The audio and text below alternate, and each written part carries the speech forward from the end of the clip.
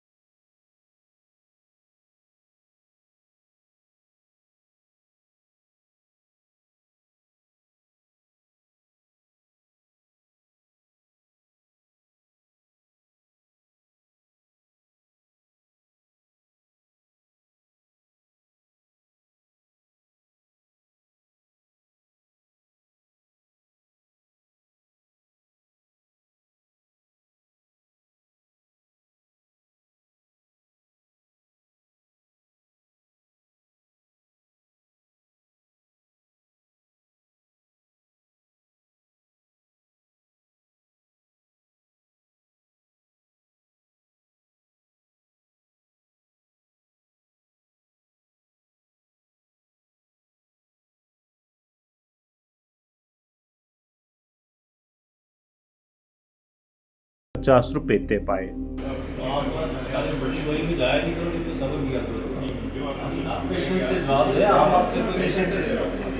ये नेशनल लोक अदालत न सिर्फ अवाम के लिए फौरी रिलीफ साबित हुई बल्कि अदालती निज़ाम को मज़ीद तेज़ और मुअस्सर बनाने की एक बेहतर कोशिश भी करार दी जा रही है।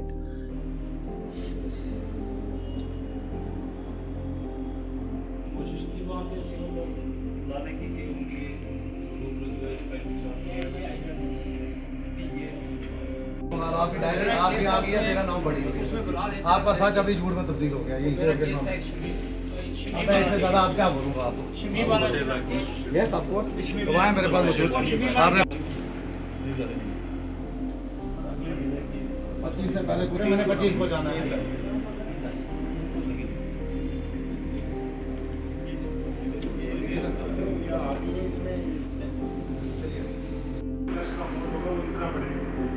प्लानिंग बनाता है, प्लानिंग बनाता है, उसी हिसाब से वो पे बैक करता है। आपने जो पे जितना किया वो इंटरेस्ट बढ़ता रहा तो वो वहाँ का वहीं है। सर असल में शुरू में कोरोना हुआ तो मेरा लॉस हुआ, सब मार्केट को पता है, बैंक वालों को पता है। तो उसके बाद सर बैंक वालों ने एक और ज्यादती मेरे अब साथ। आप क्या चाहते हो? ठीक है सर एक में इजाज़त चाहूँ, मुझे ये बात है मेरे साथ बैंक वालों ने एक और नाइंसाफ़ी की। मेरे कुछ पैसे आए, उस वक्त मेरा अमल निकलवा के बैंक वालों से देख सकते हैं सर। आज पूरे भारत में जो है नेशनल लोक अदालत जो है उसका इनेकाद किया गया था और उसी की एक कड़ी जो है पुंछ में भी जो है chairman district legal services authority, जिसके हमारे प्रिंसिपल डिस्ट्रिक्ट इन सेशन जज जनाब अश्विनी शर्मा जी हैं, उनकी अध्यक्षता में यहाँ पर जो है बेंच बनाए गए थे। इसके अलावा सुरन कोर्ट में भी 2 बेंच बनाए गए थे और एक बेंच जो था मेंढर में था।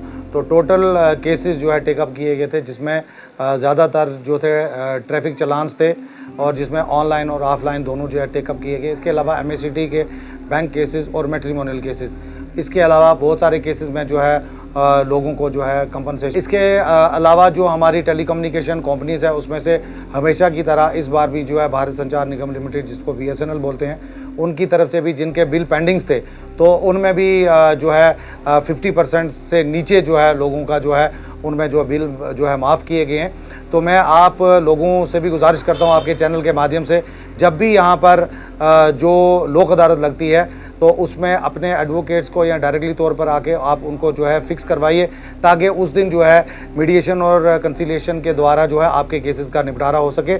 इसमें सबसे बड़ी बात ये होती है कि जो दो पार्टीज़ एक दूसरे के दूर होती हैं, दुश्मन होती हैं, वो एक दूसरे के सामने आते हैं और अपने केस को खुद प्लीड करते हैं, जिसमें जजेस के अलावा वकीलों का कोई रोल नहीं होता है। और इसके लिए मैं सारी टीम जो हमारी डिस्ट्रिक्ट लीगल सर्विस अथॉरिटी और सेक्रेटरी डलसा जिसमें हमारे सब जज रफाकत मीर साहब हैं, उनका भी शुक्रिया अदा करता हूं कि बहुत अच्छा जो है मौसर तरीके से इक़दाम किए हुए थे आज, और लोगों को जो है रिफ्रेशमेंट वगैरह जो है लिटिगेंट्स और बाकी एडवोकेट्स को भी यहाँ पर दी गई है। और इसमें आज जो बेंच थे बड़े मौसर तरीके से उन्होंने काम किया, और उसमें से एक जो मेंबर हैं मेरे आज जो है सीनियर एडवोकेट हमारे मजीद खान साहब हैं, जिन्होंने एक बेंच में जो है चीफ जुडिशल मजिस्ट्रेट के साथ उन्होंने एज ए उसमें मेंबर जो है उसमें किया। तो जो है ये एक एडीआर है, एडीआर का एक पार्ट है। इसमें क्या होता है कि एक विन विन सिचुएशन जो है वो क्रिएट की जाती है, ताकि दोनों पार्टीज़ जो हैं, मोस्टली ये होता है कि कोर्ट में जो लिटिगेशन होती है वहाँ पे वकील प्लीड करते हैं, और वकीलों को ग्राउंड्स रियलिटी या लोगों के घर जाके लोगों का भी पता नहीं होता कि उनका एक्चुअली डिस्प्यूट क्या है, क्योंकि वो लीगली बात करते हैं, लीगली बैटल होती है। तो लोक अदालत में ये होता है कि हम लोगों को सुनते हैं